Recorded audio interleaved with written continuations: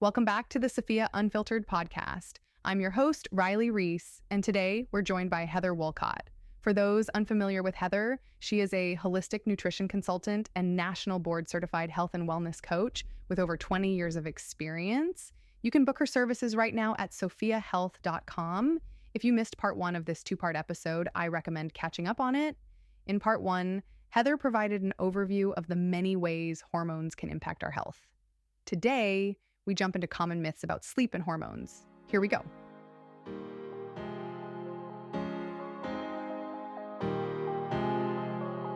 I'm Riley Reese. This is the Sofia Unfiltered Podcast, where we bring together thought leaders, wellness entrepreneurs, makers, and emerging health leaders. We're here to have raw, unfiltered conversations because sharing your stories has the power to change lives, help others heal, and transform the way we take care of ourselves. Here we go.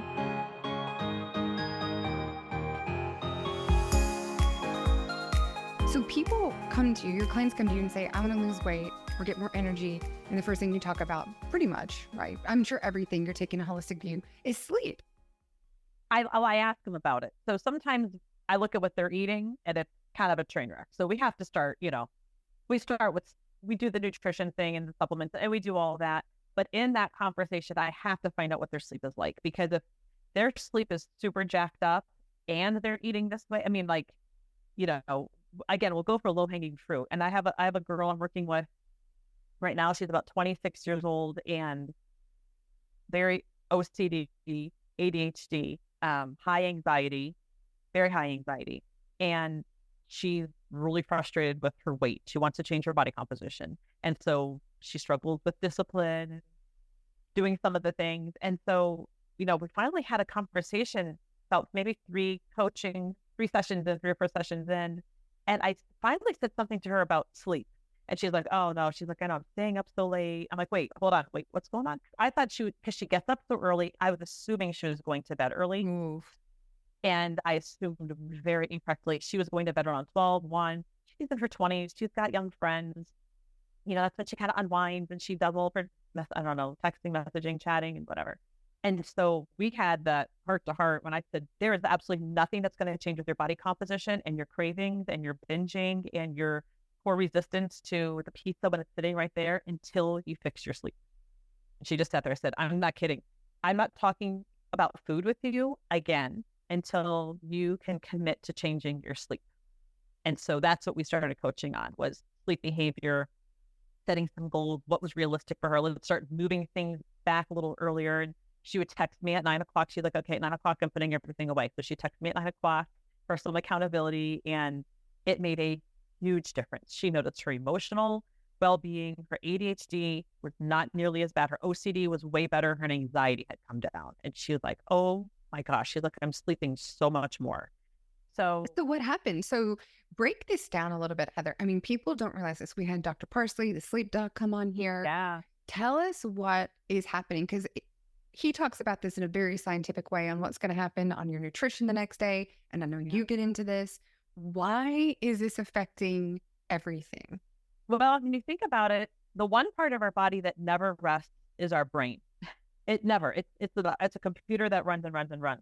But when we're sleeping, it operates in a different way. And so he probably talks about the lymphatic system, which is our detoxification. We have a lymphatic system, like neck down. Well, actually, like sinus is down. But in our brain, we have something called the lymphatic system, which is our brain's way of cleansing, detoxifying. It clears out the tangles, it clears out the tau and the beta amyloid plaque. So that's a really, really important process that only happens when we sleep. So that's one piece of it. And if you think about, any kind of system, if you don't clean it up, if you don't clean it out, it just gets junked up and it gets stuck and it gets lucky, right? So that's part of our thinking process and brain fog and some other mental health issues that come down the road. So Alzheimer's has been linked to poor sleep quality. My mom has Alzheimer's and I don't remember her ever being a good sleeper. She'd stay up late, she'd get up early. She was also an artist, so she was always like creative and doing things. And I think that was one contribution to her diagnosis, was the fact that her sleep was just so poor. So that's one piece of it. The other piece is really just the sleep cycles that we go through. Our first 1 to 7 minutes of sleep is just kind of like where, you think you're awake, but you're not, and you can't tell someone's awake. Like they just close their eyes. And you're very, very light sleep, right? And then we move into light sleep. We spend most of our night in light sleep, not deep sleep and not REM. We sleep about 50% of our night. We're in light sleep. And then we move into deep sleep. And deep sleep, if you think about it, it would be more restorative for our bodies. So organ system, cellular clean out, just everything that you're not eating, you're not moving, your body is just like, it's just there. The brain is very active, but the body is just there. So there's a lot of restorative things. That deep sleep is more for the body. And then we move into REM sleep, which is more for the brain. And REM sleep is when we consolidate our memories and our dreams. And the interesting part of the sleep cycle is that people really emphasize deep sleep. Like you need to get into deep sleep, and deep sleep is very important. But when they look at longevity and what sleep cycles are aligned with living longer or living shorter, I should say, the more REM sleep you get, they're correlating that with longer lifespan. So that REM sleep is really, really, really important. Unfortunately, research hasn't really been able to nail how to improve REM sleep as much as deep sleep. Deep sleep would be the things I talk about in my sleep webinar: a cool room, a dark room, the light, turning off all the bright lights and the blue light. That really helps us with deep sleep, dropping core body temperature. REM sleep happens after deep sleep, and they're still trying to figure out how we can maybe target better REM. One thing would be abstaining from alcohol and OTCs, over the counter sleep meds. Those tend to fragment our sleep and fragment our REM sleep. Yeah, and I think some of the people say that's not even actually sleep, that's sedation, right? It is sedation. Unless I think you might have said that. Yeah. Previously. Yeah, and that's not sleep. And people are taking sleep, the over the counters, they're taking melatonin, they're taking this and that to try to help. So none of it helps. Is that? Well, alcohol is a neurotoxin. Whether you like that or not, it's a neurotoxin. It is a toxin to the body. There's a lot of debate on alcohol. But when people drink and to help them fall asleep, or they drink and then they think they sleep really well because, oh gosh, I drink and I always I crash so hard. Again, it's more of a sedative sleep. And what alcohol does a little bit differently than OTC is alcohol fragments our sleep cycles. So it's really messing up. So the lymphatic system, the deep sleep, all of those are fragmented and they're really just disrupted. So you're not getting very good natural sleep. With drugs, sleep meds, sleep drugs, those are, and there's a little bit of like sedation from the alcohol. That is also part of it. But OTCs are really putting you in more of a sedative state. It's not natural sleep by any means. You feel like you slept, you look like you slept, you laid in bed with your eyes closed for however many hours, but what was happening physiologically wouldn't equate to a natural night of sleep. And that's pretty dangerous when we know how important sleep is. It's linked to cancer, all-cause mortality, obesity, depression, heart attack, stroke, mental health. I mean, poor sleep is linked to all of those. Yeah. How is it that, even with your client, how did she sleep better and then have help with her OCD and anxiety? Like what is the link? What is going on with the hormones? Yeah. I mean, I don't know exactly, other than her brain finally got to rest. I mean, she is a thinker, right? She's OCD all the time, ADD, ADHD, It's just go. It's just go. And then she was just staying up so late and getting up really early. She works over at our local gym. She works, I think she has to be there at 5:30 in the morning. So she has to get at 4:30, or I don't know. She has really early hours. She's leaving that job, but so she was up early. So she was getting maybe 4 or 5 hours of sleep. And I assumed from our other conversations, because she was getting up so early, that she was going to bed sooner. And that, like I said, that wasn't the case. So I think it's just like anything. It's like if you're in the gym every day, hammering your quads with squats and deadlifts and whatever, and you never get a break, just nothing recovers.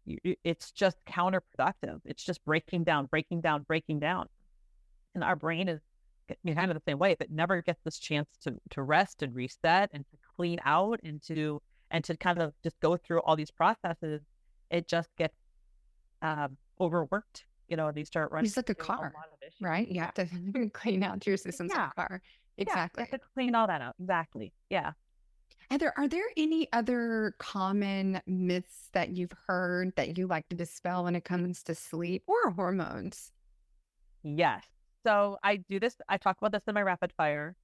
And so in my rapid fire, I address some of the things that people ask me about napping, about coffee and caffeine and magnesium and CBD. Yes. And the one that people, it's very common, is melatonin. So melatonin is a hormone. It's one of our two really important hormones between cortisol and melatonin, our circadian rhythm kind of hormone. Melatonin is also an antioxidant. It's very, very important. We need our melatonin. Taking melatonin exogenously is different than producing it yourself. And what people don't realize with melatonin is that it's not a sleeping aid. It's not a sleep pill. It's not something that's going to increase your sleep by a significant amount. Actually, they looked at studies, and by taking melatonin, it maybe adds as much as 3 minutes to your total sleep as opposed to not taking it. But melatonin's role, because it is a hormone, like you said, is it's a signaling molecule. So how melatonin does is it signals to our body that it's ready to sleep. So the example that I use is if you're at like a racetrack and you've got the guy with the gun, melatonin is the guy with the gun that starts the race and shoots the gun. And then the rest of our processes run the sleep race. Melatonin doesn't run the sleep race. It just tells the body it's time to sleep. So when we're doing things in our evening that are counterproductive to that, counter-regulatory with our cortisol, we're suppressing that signal for our body to go to sleep. It doesn't mean we can't fall asleep without the presence of melatonin. We can, but it has a very important role in initiating the sleep process. There's a lot of controversy around melatonin. People do very high dosages in certain cancer situations. You can take it as a suppository. You can take it orally. You can take it, I don't know if you can do it transdermal. But that does have a negative feedback loop. And what that means is it's one of those things that if we start taking it exogenously, our body downregulates its own production. That can also sometimes happen with thyroid. So there is a negative feedback loop with melatonin. So you have to be careful with that. But here's the thing. Melatonin is a circadian pacemaker, which means it is part of a regulation of our sex hormones and our reproductive hormones. So estrogen, testosterone, progesterone all run on a circadian clock, and melatonin is part of the circadian clock. So the people who I would not suggest take melatonin would be anyone in reproductive years. So if you are, I'm going to say like 55 and younger, and this goes down to children and teens, I'm going to tell a really powerful story in a second. I would not recommend taking melatonin as a sleep aid. The one time it's appropriate is because it's a signaling molecule, is if you're traveling and you've got jet lag and your family flies to Europe and now it's like 6 hours and you need to go to bed and you can't go to bed. It's appropriate to take that because what is it? It's signaling the body it's time to go to sleep. So taking it maybe for 2 nights might be very useful. And then that's it. So it's kind of. Let me ask you, I mean, and I know you were asked about, the pilots that fly, but what if you're always traveling to Asia? Is that something that we could take? Okay, I'm taking 6 times a month because I go to Asia, time to sleep, take it? Or is that something that you would? Well, there are other things you can do to set your circadian clock in a new time zone. Taking melatonin is one of them, but there are other things like light exposure, meal timing, and physical activity and grounding and earthing that can also help you align with the time zone. So if you're doing this that frequently. Yep. And I was going to say, generally the pilots aren't there that long, 24 or 36 hours on the ground, and then you're back. So you're not trying to adapt to the new time zone if you were gone for a week. A pilot's job and a pilot's life isn't maybe very optimal either when it comes to circadian rhythm when they're doing a lot of those flights. That's pretty hard on their system. So that's an appropriate time to take melatonin. The age group where it'd be more appropriate to take it on a regular basis would be as you get older, because our pineal gland in our brain is what produces melatonin, and it calcifies as we age. So it doesn't have a strong production, and we lose some of that. So at that point, we're past reproductive years, it's fine. Our seniors need sleep. So if it helps them with the onset of sleep, then it's appropriate then, but not reproductive years. So melatonin will suppress hormone, our sex hormone reproduction. So teens, we look at teenagers and their chronotypes are wolves. So they are shifting their clocks to go to bed, like teenagers want to go to bed at midnight, right? Well, the longer that they're up, their sex hormones are driving, right? This is when they're going through puberty. It's natural for them to want to suppress their melatonin because melatonin suppresses sex hormones. So that is part of that chronotype that we go through in our teenage years. But I have a story of a friend of mine whose child had really hard time sleeping since he was like 5 or 6. Just they could not get this kid to sleep. He had a lot of sleep issues. So the mom started giving him melatonin every single night. Fast forward to about 4 or 5 years, and his growth was very stunted to the point where the pediatrician was like really concerned. They wanted genetic testing on him. They were worried that he had maybe like a brain tumor. They didn't know what was wrong. He just was not growing. My friend heard my sleep webinar, and I mentioned this thing about melatonin, and she mentioned this to her friend and said, he's had melatonin for like 5 years of his life, like every single day. She took him off of melatonin, and in 1 month, he grew 2 inches. It's terrifying. I mean, and it's terrifying. I mean, it suppressed his growth that much for so long in his life. I think he's catching up, but the power of that, and of course, the mom felt off. I mean, she was relieved, but felt awful and guilty. Like it was my fault. And the sad thing is that, and I'm not judging the pediatrician or the doctor, but did they not know he was taking melatonin? Did they not know that a lot of doctors don't know this stuff. They don't particularly study it. So melatonin can be useful. It's a tool, just like a lot of these things are. It can be a hack, but it's not something that I would recommend. It is still a hormone, and people don't understand what they're putting in, how they're messing with hormones, and how it controls your sleep, and how that in turn controls every single system in your body. Yeah, it's wild. I mean, it's crazy. And you look at the melatonin pill, and they're like super tiny. It's like 3 milligrams. It just looks so harmless. It's like, I mean, I had given my kids some melatonin. I had these little gummies that I got from free somewhere. I don't know where it was. And they were little. I mean, I think I only had like 3 or 4 of them. So they got them maybe like 2 nights in a row. But I remember I gave it to them, and they like were out. Like they fell asleep on the couch so fast. I was like, oh, I like this melatonin. Like I didn't keep giving it to them, but you find it in a lot of things. And it's just one of those you have to be really, really careful with. And it's not bad. You just have to know how to use it. But this is about regulating your hormones in general, right? Like we have to be careful about what we put in our bodies, the exercise that we're doing, the whole thing affects, and then as a woman, just the extra layer with the reproductive hormones and everything else going on. It's just a lot.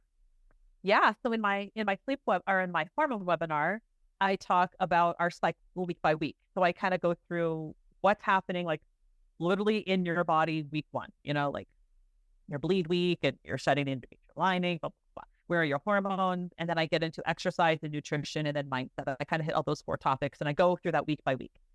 in our follicular phase, which is the first half of our cycle, we are chemically different because of our hormones, right? Progesterone is actually pretty low until we ovulate, and then it picks up. But we have higher estrogen and testosterone going into our second week prior to ovulation. Those are anabolic hormones. So they are signaling to go for it. Like lift hard, get on the podcast, get on the TED Talk, be in front of people, socialize, you have more confidence, you're more motivated.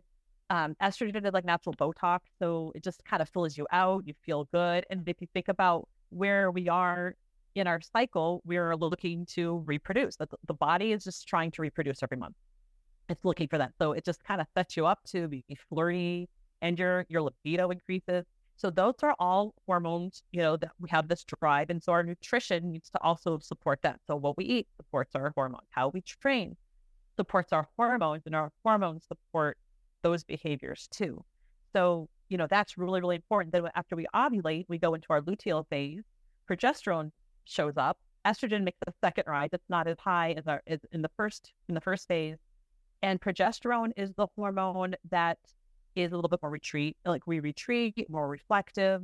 Doing a CrossFit class might not really be our thing. We might feel like yoga and a walk or swimming or something that's a little bit more restorative, especially, going into our 4th week. But our diet also changes. Our metabolism increases, and we actually need 247 more calories in our luteal phase in order to maintain our baseline for metabolic rate, because we are building a new organ in our body that thinks that might have another human growing in there in a few weeks. So if we understand this rhythm with our hormones, we're not fighting against them. It's like, how can I nurture my body this week of my cycle? How can I train my body to support my hormones? How can I sleep or how can I change my environment so that all my sleep hormones are in line? And then when I wake up in the morning, how can I support a strong cortisol response and get outside and move my body and, go out again at lunch? So if we understand these things, we can adapt our lifestyle and our behaviors and our schedule so that we're very supportive and we're not fighting our hormones so much. Does that make sense? Yeah, absolutely. And finding our body, like you said, we need extra calories here. I can't even imagine when somebody comes to you and says, I'm trying to lose weight. And you're like, okay, but you're in this phase, like you actually require more calories. And for people who have maybe the body dysmorphia or anything else, or, they're trying to be skinny and they're like, no, I want to eat less or a certain type of diet. And you're like, we have to support what's going on as women. And it is such a different way to look at our health. Yeah. I've been working with people, men and women, over 20 years, just looking at a food plan, going off what they've eaten. And honestly, Riley, I cannot think, I've had, I don't know how many times I've had a lot. I can't think of one off the top of my head that I've ever told to eat less, ever. And everyone comes to me wanting to lose weight to some degree, or they want to, they want to tone, but I don't like the word tone. It's like you build, a bit of a build, right? And sometimes we just need to change what they're eating. We need to look at how they're eating, timing, macros, and all that kind of stuff. But very rarely do I work with someone who's overfeeding themselves. Almost everyone is undernourished. They're underfeeding. They're doing low calorie. They're afraid of this. They're afraid of carbs. They're afraid of fat. They're worried about this or that. Right. So many things. And, you can't blame them because you go on Instagram and you go into a magazine and the information is so conflicting. Exercise, move more, eat less, the biggest crock of whatever. It's not helpful. Doesn't support hormonal health.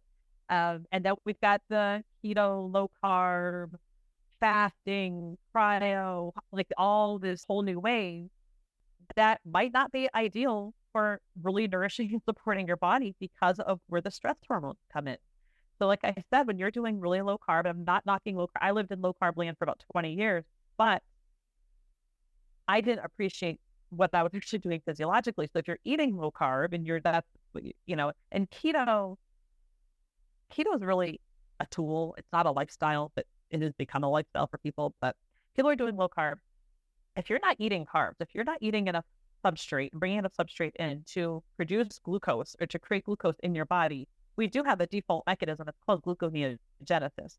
And what happens is our stress hormones, glucagon, cortisol, and adrenaline, have to increase to break down tissue to become the glucose in our body. So we have a mechanism, but it's like a plan B. It's like a backup plan. We do not want to rely on that system because especially for women or anybody, we already have enough cortisol to go. We don't need extra. We don't need our cortisol to be jacked from a stress state because we're under eating and we're under eating carbs. We need it. Like every cell in the body needs glucose. That is the preferred fuel for the body. It's not fat and it's not ketones. It's glucose. You will die without glucose. That is why your body can make it on its own or else we die. So you have that. Well, as we age, and for women, we go into menopause, our ovaries stop making estrogen and our adrenals and our fat make estrogen. So we don't stop making estrogen. We just make less of it. We make it from our adrenal glands. Well, guess what else comes out from our adrenal glands? Yeah, adrenaline and cortisol. So now we have a higher demand on our adrenals just from a hormonal production standpoint. And then you're going really low carb and you're pumping up more cortisol to break down tissue, which is going to be your muscle mass, which I will call the organ of longevity. Like you want muscle more than anything. And so it's just this system of understanding what these hormones do. Cortisol is not bad. It is an awesome hormone, but we're using it inappropriately sometimes in our body because of other behaviors. So yeah, it's there's so much. Like I said, I could talk about all this stuff forever. But understanding it and knowing where women are in their cycle. I taught them to my hormone webinar. I asked them off the bat, has anyone had blood work done that came back and maybe cholesterol was high, cholesterol was lower, triglyceride, and the doctor said something to them. And then did your doctor ask you, where were you in your cycle when you had your labs done? And they're like, no one's ever asked me that. Well, that makes a difference because your cholesterol is going to be higher in your follicular phase than in your luteal phase because your body's actually using cholesterol as the backbone in order to make hormones. So there's just so many moving parts. I'm not an expert of all of them, but I know enough to at least help people navigate this from a different perspective and navigate some of the decisions that they're making. Exactly.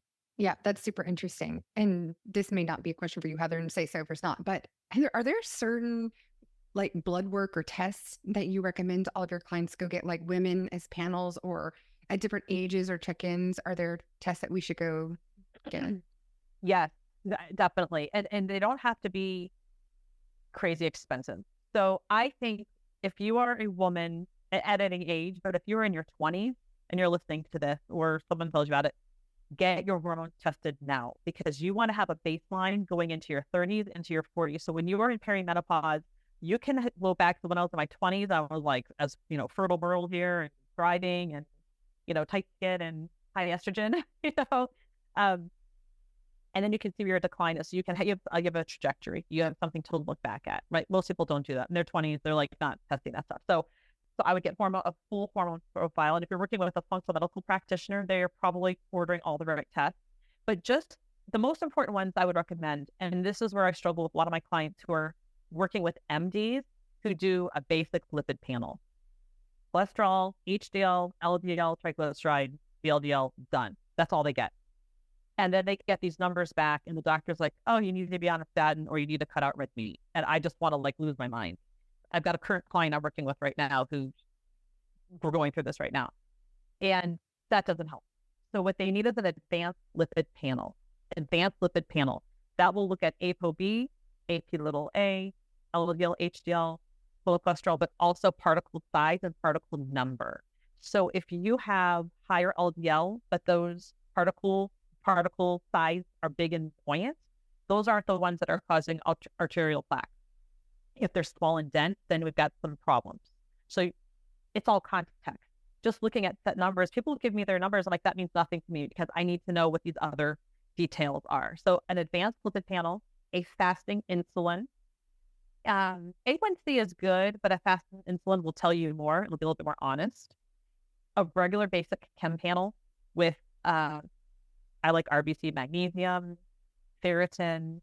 Again, most functional medical practitioners get all these boxes checked, and then a complete panel, like a good thyroid panel and hormone panel.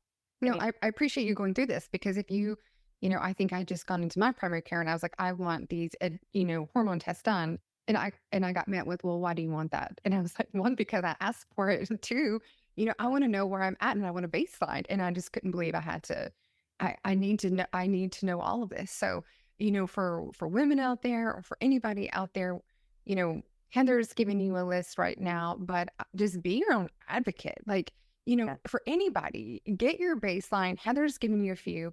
If your primary care gives you think you have enough, we're only trying to help you in the long run. And if you're okay with what they give you and they do 2 tests and you're okay with that, that's great. But you really have to be your own advocate. And I agree. I will have a baseline. So I would want the Dutch, and there's epigenetic tests out there. Yeah. You can find all these tests on Sofia Health if you're looking for this, but there's cardiometabolic tests. Yeah. There are a lot of different tests out there, but you have to want the results and you have to make those lifestyle changes when you get the results.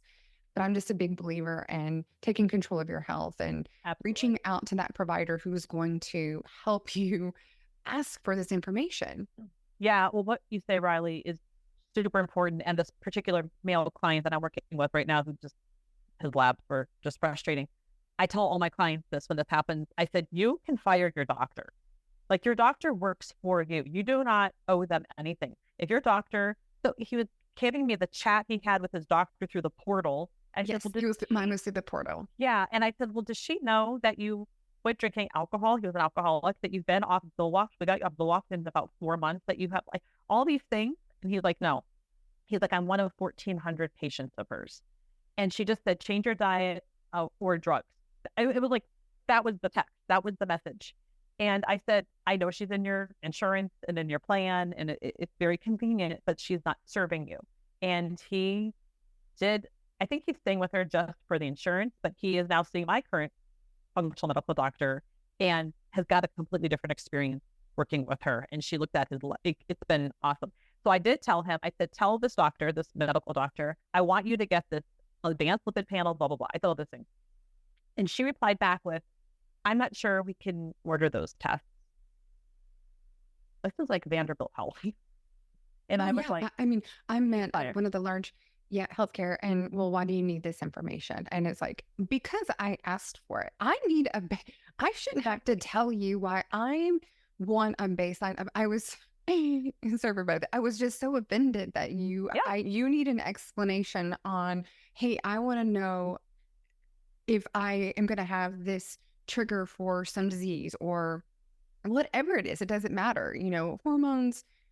If I feel like I've got something, you're not out there ordering the tests for me and making sure I'm good all the time. Look, this is why we ended up building Sofia Health. We are really big about, but I do understand the struggle when you are dealing with your primary care and your insurance. And now you have our functional medicine. We have the docs on the platform, the naturopaths. We have people like Heather, these certified health coaches who can help you. We know it can be expensive, but it's, it's worth it. Do you want to take care of your health or not? I mean, that's there. Like Heather mentioned earlier, I don't know if you all caught this when you're listening, but she's there for her client being texted at 9 p.m., right? That is not what you're going to find in that primary healthcare systems. Not all the time. I mean, I haven't. If you're out there and you have that, that's amazing. That's not my experience. I don't text with my ducks. And I do think there's a place for everybody in the system, but sometimes I think you just need a little somebody supportive out there helping you be an advocate, right? Exactly. And that's really one of the main rules defined as a health coach, as a board certified health and wellness coach, is to support the patient or the client in their medical journey or whatever they're dealing with their doctor. I mean, ideally they're working with a functional medical doctor, but even if it's an MD and the MD is like, I need to do these things, and they're like, I don't even know where to start. The health coach then is that advocate for them and helps them process, and we do coaching around that. But it's really nice to have accountability and support and someone that will just, sometimes you just need to verbally process. Listen. So, right. Yeah. Exactly. And so I do a lot of that. Yeah. Well, no, just like what you were saying, it's like, I want to know because this is my body and this is information is important to me. So if your doctor will order those tests, you can go online and go, I think Quest and DLS, which is direct lab services, you can go and order a cardiometabolic panel, an advanced lipid panel, and go and take it to your blood plate and get your test. Absolutely. You can get them done there. You can get your own test done. You can go to Sofia Health. You can get the cardiometabolic test done. You can take the paperwork in, get these different labs, Dutch, right? Get these at-home test kits done. You can get there are so many yourself. ways. Yeah, there are a lot of ways you can get, and like a vitamin D test, like most doctors will test that, but that's like a cheap test. Yeah. You can just get that done. The hard part is where the average person gets these labs and they don't know how to interpret them. Sometimes they have something, it just depends. But at least to acquire it and then find someone, say like, here, just everything that I have, will you please help me with this?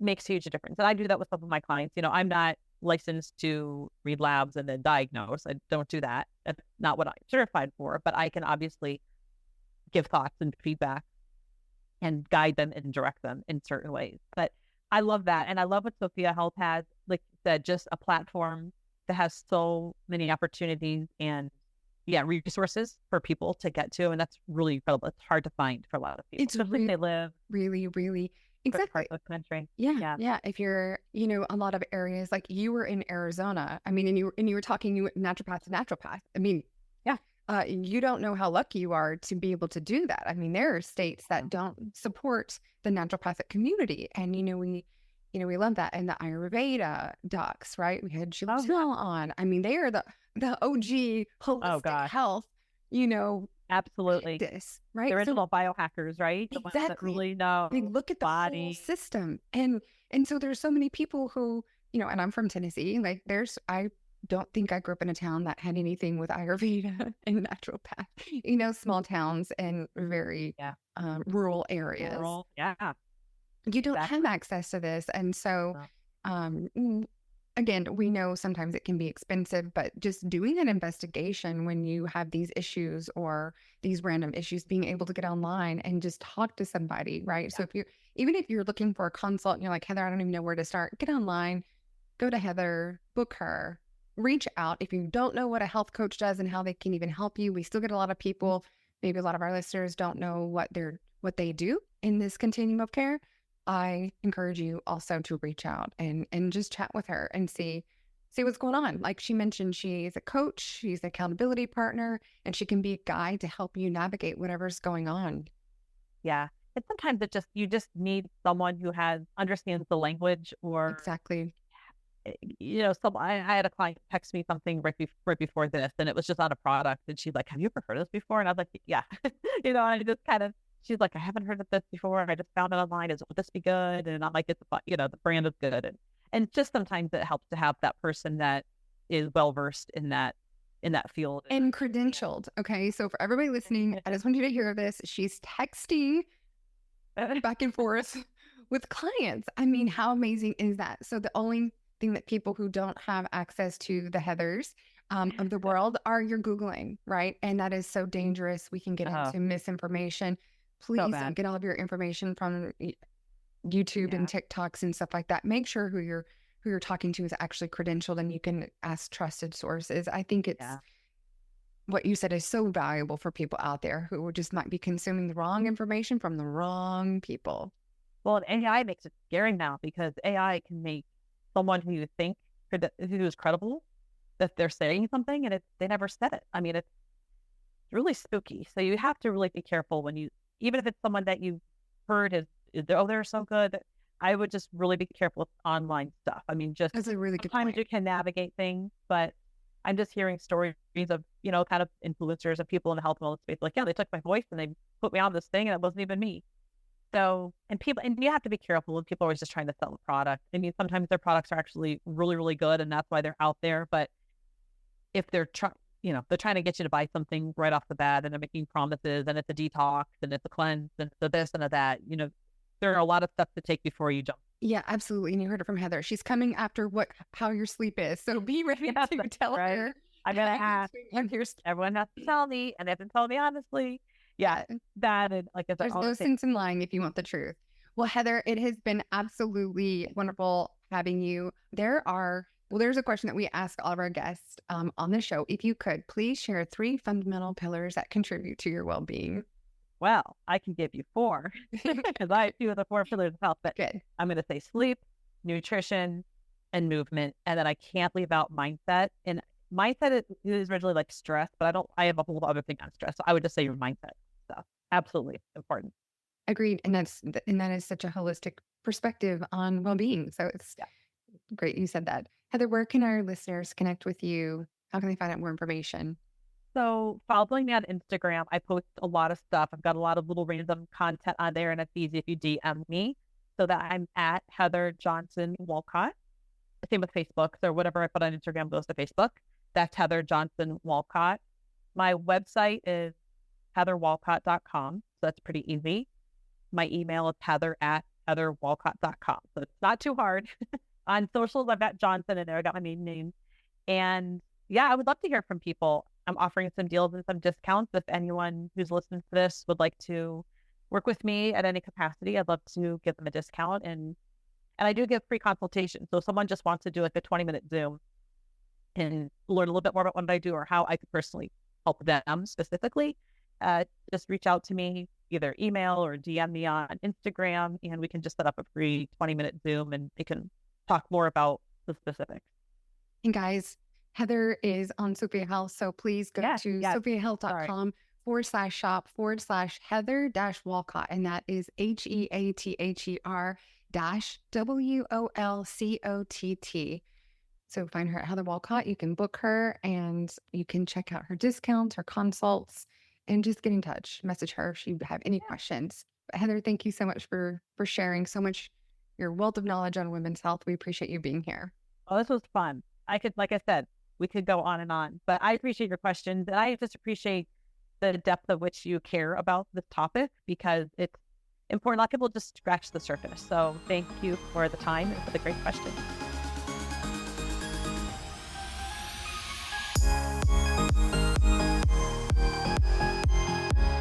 Thanks so much for listening. This has been Sofia Unfiltered, a podcast by Sofia Health, the #1 marketplace for health and wellness. Find services, classes, and products from the top health and wellness providers. Book an appointment or join live classes now. I'm your host, Riley Reese.